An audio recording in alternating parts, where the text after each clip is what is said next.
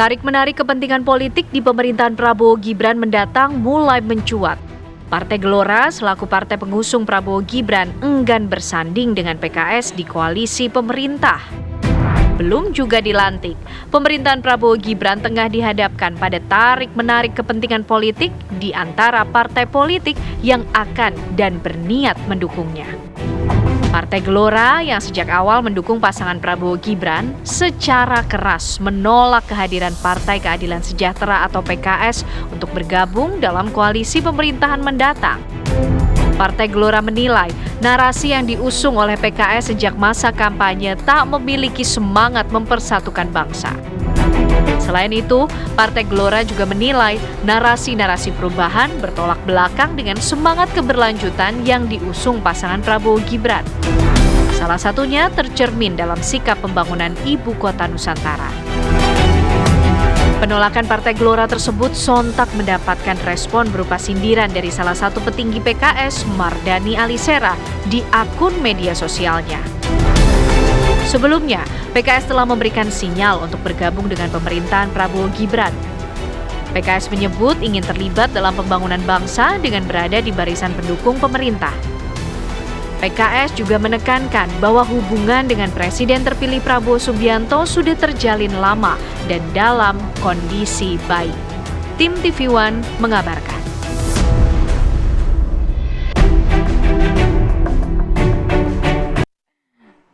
Sebenarnya ada apa sih? Ini ada semacam pergolakan gitu ya antara Partai Gelora yang menolak PKS untuk masuk ke dalam koalisi atau pemerintahan Prabowo Subianto nantinya. Kita akan coba kenalkan dulu narsum ya. Ini ada beberapa narsum yang sudah hadir di studio. Ada Mas Putra Adi Suryo selaku politikus Partai Gelora dan juga ada Mas Ahmad Herul Umam selaku analis politik Universitas Paramadina Jakarta. Selamat pagi. Selamat pagi. Pagi Mas Alfa, selamat pagi Mbak Rati. Tapi kita nggak akan ngobrol dulu ya sama narasumber ya. Kita akan juga ajak pemirsa untuk memantau kondisi di Bundaran HI karena kabarnya hari ini memang akan ada demo besar-besaran para buruh. Karena hari ini hari libur, hari buruh. Mungkin ada yang belum tahu. Hati-hati kalau mau keluar ke Jakarta nih. Lupa kan?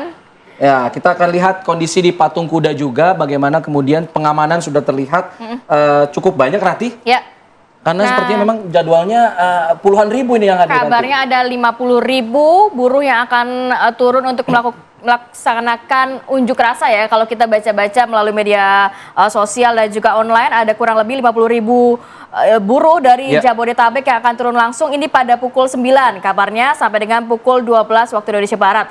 Hati-hati pemirsa, ada beberapa jalur yang akan dilintasi oleh para buruh ini seperti Patung Kuda, kemudian Jalan Medan Merdeka Barat, Jakarta Pusat dan juga Stadion Madia Gelora Bung Karno yang kabarnya akan dilintasi oleh para buruh yang akan melakukan long march nantinya. Tapi memang Hari Buruh ini tidak hanya digelar di Jakarta, tapi di beberapa daerah lain juga akan ada demo-demo serupa nih. Ada di Bandung, Serang, Surabaya, Semarang, Batam, Makassar, Banjarmasin, Ternate, Mimika, dan juga lain sebagainya. Ini informasi disebutkan oleh Presiden Partai Buruh yang juga Presiden KSPI, Said Iqbal.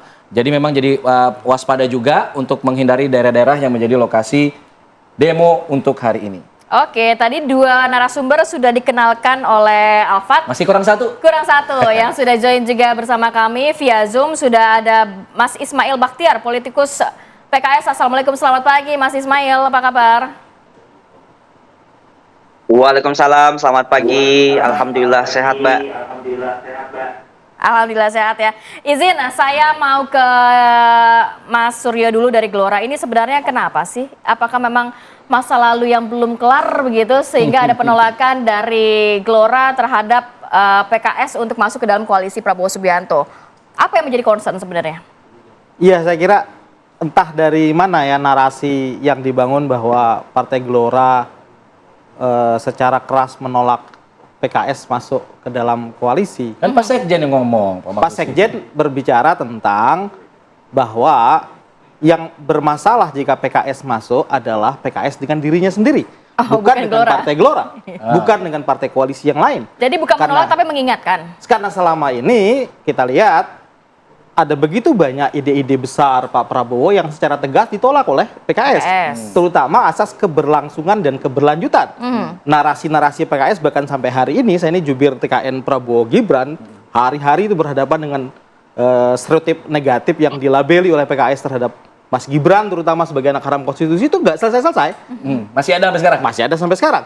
Artinya PKS akan bermasalah dengan dirinya sendiri, dengan basis masanya, dengan idenya tentang perubahan, sementara di sini berbicara keberlangsungan. Tetapi bahwa terkait Partai Gelora menolak PKS bergabung itu saya kira narasi yang keliru. Bukan porsi Partai Gelora berhak untuk berbicara tentang siapa yang akan ditunjuk oleh Pak Presiden di dalam pembentukan pemerintahannya. Itu murni prerogatif Tapi Presiden. kenapa hanya PKS yang diingatkan? Kan ada Nasdem juga, ada PKB juga yang sudah duluan malah. Enggak, karena teman-teman media bertanya tentang sikap PKS kepada Gelora. Karena ada Gelora pertanyaan merespon. itu. Pertanyaannya baru itu. Iya. Oke, kalau Nasdem PKB gimana? Coba sekarang. Ya sekali lagi kalau urusan pembentukan kabinet itu murni prerogatif Presiden. Gelora hanya akan mengawal presidensialisme. Apa sih garis bawah daripada presidensialisme itu? Bahwa siapapun entitas politik yang masuk ke dalam pemerintahan tidak boleh ngebergen, tidak boleh punya standar gada. Seluruh kekuasaan itu penuh di tangan Pak Presiden. Tidak dalam rangka men-trade off kepentingan politik apapun. Bahwa misal Pak Presiden Prabowo punya program IKN, kemudian harus di-trade off dengan di sebelah bahwa dia akan mengamankan jalannya pemerintahan, Tapi maka kan beberapa biasa. program Pak Prabowo harus dianulir. Tidak boleh Kan seperti lawan itu. jadi kawan biasa. Pak Prabowo juga masuk ke dalam pemerintahan Pak Jokowi. Ya biasa saja. Padahal sebelumnya juga Ya dalam justru itu yang diingatkan oleh Sekjen Gelora. Semisal labeling yang dilakukan oleh PKS selama ini bahwa Pak Prabowo berkhianat ketika rekonsiliasi dengan Pak Jokowi, itu disebut berkhianat kok. Kan begitu. Sementara kalau bagi kami sekali lagi bukan porsi Partai Gelora untuk untuk bisa mengatur-atur siapa yang ditunjuk oleh Pak Presiden. Tapi kemudian Gelora akan tegak lurus dengan apapun putusan. Kenapa ini prerogatif menjadi Presiden. mencuat, Mas Suryo? Karena memang hanya Partai Gelora yang keluar suara resistennya gitu. Partai-partai lain seperti Golkar yang punya jatah suaranya juga lebih banyak, juara nomor 2 lah di Pilpres di pemilu kemarin, diam-diam aja. Enggak, karena memang gitu. di dalam koalisi kalau kita lihat framing yang dibangun oleh teman-teman media, ada gejolak di dalam koalisi, nggak ada gejolak apa-apa. Sebenarnya nggak ada. Nggak ada gejolak apa-apa di internal kita. Coba Dan kita tanya. sekali lagi, rencana gabungnya PKS itu tidak ada masalah dengan Partai Gelora, tapi masalah dengan idenya sendiri, oke. dengan basis masanya Idealisme sendiri, oke. dengan program-programnya sendiri yang overall bertentangan dengan apa yang menjadi ide besar Pak Prabowo. Oke, coba kita konfirmasi deh ke Mas Ismail dari PKS. Mas Ismail, ini bertentangan katanya apa yang diutarakan di awal oleh PKS, sekarang ingin menyatakan ini bergabung dengan Pak Prabowo, kan kontradiktif nih, ada program-program awalnya. Ini gimana sebenarnya, mau kemana sih sikap PKS, Mas Ismail? Baik, terima kasih Mas Alfat. Pertama, saya senang sekali mendengar penjelasan Mas Suryo ya. Ini artinya bahwa secara teori sebenarnya sudah benar, tapi prakteknya yang hilaf saya kira. Karena kadung apa yang disampaikan oleh Sekjen,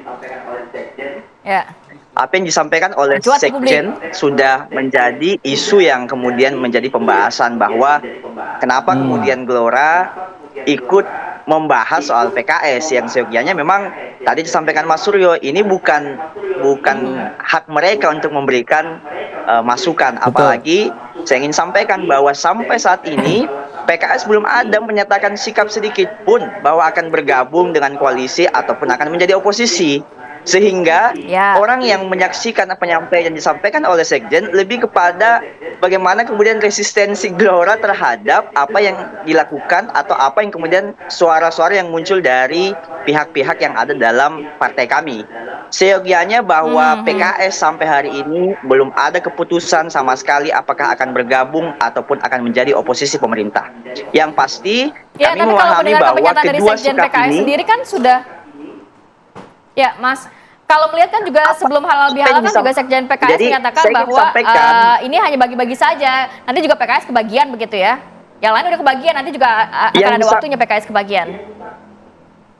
Yang perlu saya ingatkan bahwa yang disampaikan oleh Sekjen PKS itu dalam rangka halal bihalal persiapan milad. Sehingga selama ini seluruh partai ketika halal bihalal, seluruh pengambil kepentingan dalam partai politik itu juga ikut diundang, dan tidak ada gambaran, tidak ada pernyataan saya kira dari Sekjen menyampaikan bahwa silakan Presiden terpilih datang karena kita ingin koalisi, nggak ada penyampaian itu. Yang disampaikan Sekjen adalah besok halal bihalal, ketika presiden terpilih ingin hadir sebagai pimpinan partai silahkan terbuka, dan kami senang. Artinya nggak ada secara resmi disampaikan bahwa PKS akan bergabung dalam koalisi pemerintahan. Sampai saat ini sekali lagi kami ingin tegaskan bahwa PKS belum menentukan sikap apakah menjadi bagian pemerintah dengan bergabung dengan koalisi Prabowo Gibran ataupun menjadi oposisi. Jadi yang saya ingin disampaikan kalau oleh begitu. Sekjen Gelora saya kira lebih kepada lebih kepada terlalu resisten dengan sikap dan gerakan berusuk saya kira. Oke, kita sudah tangkap maksudnya. Jadi di PKS sebenarnya belum ada pernyataan mau jadi oposisi apa jadi koalisi, tapi di Gelora juga kemudian itu haknya Pak Prabowo nanti kemudian. Kalau Anda melihatnya nih, Mas Umam, sebenarnya peluang untuk Gelora pun sekarang sebenarnya belum diajak juga kan sebenarnya kan. Untuk Gelora dan PKS lebih mana yang berpeluang untuk kemudian bisa diajak oleh Pak Prabowo? Kalau diajak dalam konteks berada di dalam pemerintahan menjadi gerbong besar, tentu Gelora sudah menjadi bagian dari koalisi 02 kemarin. Ya. Sehingga kemudian tadi klaim dari Mas Suryo kita sudah menang, ya itu sudah terkonfirmasi gitu ya. Makanya bajunya hari ini sudah kelihatan ke biru oke gas. Dan ini warna partai Gelora. Nah, oleh karena itu kalau misal dari sisi itu memang kalau misal kita cermati ya, diakui atau tidak memang ada faktor sejarah rivalitas dari hubungan kedua partai, yaitu Partai Gelora yang notabene para elitnya adalah dalam tanda kutip alumni dari PKS. Nah, oleh karena itu kalau misal kemudian kita cermati di saat yang sama ya diakui atau tidak, PKS sendiri juga sedang menunggu. Jadi kalau misal tadi disampaikan oleh Mas Ismail, Pak Sekjen kemarin menyampaikan seperti itu dan tidak ada statement terbuka untuk membuka ruang dalam konteks negosiasi dan juga kompromi dalam proses koalisi, ya sebenarnya itu adalah sebuah sinyal politik untuk nunggu di lobi. Nah, nunggu di lobi ini adalah bagian dari proposal. Karena juga di saat yang sama, PKS juga tidak secara tegas menegaskan bahwa dirinya mengambil sikap oposisi. Nah, itu yang kemudian dalam ranah politik itu dalam bahasanya Om Suryo ini siasah. Siasah diadopsi dalam konteks bahasa Indonesia siasat. Ini bagian dari strategi, bagian dari waiting time gitu ya. Wait and see gitu lah ya kalau bahasa ekonominya. Tetapi di saat yang sama proposal itu sudah semakin clear. Nah, tetapi diakui atau tidak, rasanya ada semacam situasi di mana proposal PKS ini bertepuk sebelah tangan. Per hari ini. Terlihat dari mana? Indikatornya belum ada respon yang begitu solid dari lingkaran Pak Prabowo, bahkan beberapa kali statement dari PKS untuk berkomunikasi dan lain sebagainya, membuka ruang diskusi dengan Pak Prabowo juga belum ada respon yang begitu clear. Nah, hal itu tampaknya dipengaruhi oleh beberapa hal. Pertama misalnya, Pak Prabowo itu harusnya memang tidak ada resistensi, tidak ada political barrier dengan PKS. Karena kan dua kali pilpres dulu ya, menjadi frontliner, garda terdepan memberikan dukungan pada Pak Prabowo. Tetapi ketika kemudian political positioning Pak Prabowo udah mulai shifting, bergeser dari yang semula musuh bebuyutan dalam tanda kutip dengan Pak Jokowi menjadi bagian dari tim Pak Jokowi. Bahkan kemarin di 2024 Pak Jokowi dianggap sebagai mentor, maka pergeseran itu mencoba untuk Pak Prabowo menutup semua jejak dalam tanda kutip dengan kedekatan kelompok kekuatan Islam politik kanan konservatif. Sejauh mana nanti penutupan pergeseran itu yang kemudian tampaknya menjadi bagian dari kalkulasi dalam konteks memasukkan PKS atau tidak ke depan. Nanti kita akan bahas itu di segmen selanjutnya dan juga akan dikonfirmasi lagi ke PKS mengenai proposal yang tadi sepertinya bertepuk sebelah tangan. Kita akan bahas itu saja, tetap di sini di Apa Kabar Indonesia Pagi. Oke, kembali lagi di Apa Kabar Indonesia Pagi. Saya mau ke Mas Ismail, walaupun tadi Mas Umam mengatakan ini kayaknya bertepuk sebelah tangan nih pintu yang dibuka proposal dari PKS. Kalau melihat PKS belum mengambil keputusan, tapi di sisi lain PKS ini udah puasa 10 tahun ya, masa iya mau puasa lagi 55 tahun ke depannya. Gimana Mas Ismail?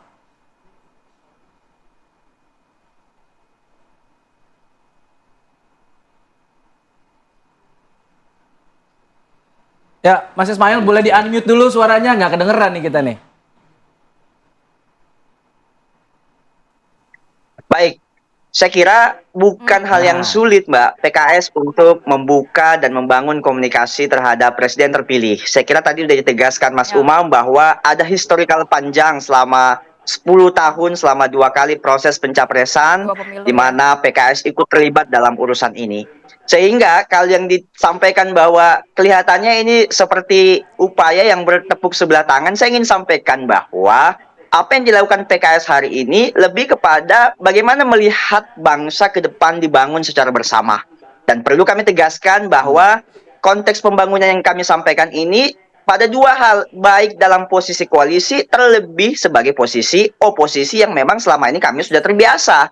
Dan juga saya kira perlu ditegaskan bahwa proposal yang dimaksudkan oleh Mas Umam, saya kira ini tidak jauh daripada proses pilkada yang mungkin serentak akan dilakukan di bulan Oktober mendatang, di bulan November mendatang. Sehingga upaya-upaya saya kira elit politik, pimpinan partai politik menjalin komunikasi itu adalah hal yang biasa.